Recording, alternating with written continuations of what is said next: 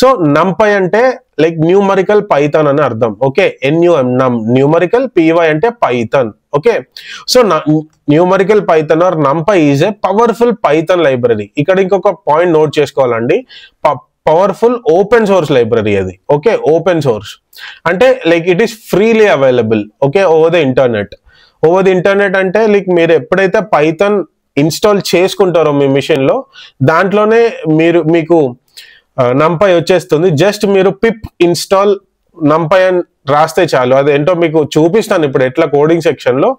Just I meant to say it is a open source python library. Okay, so used for numerical competitions.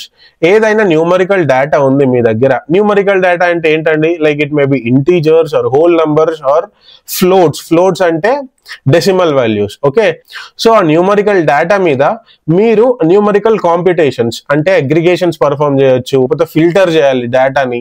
ఒక numerical data మీద ఇట్లాంటి computations చేస్తే numpy అనేది correct destination మనకి. Okay.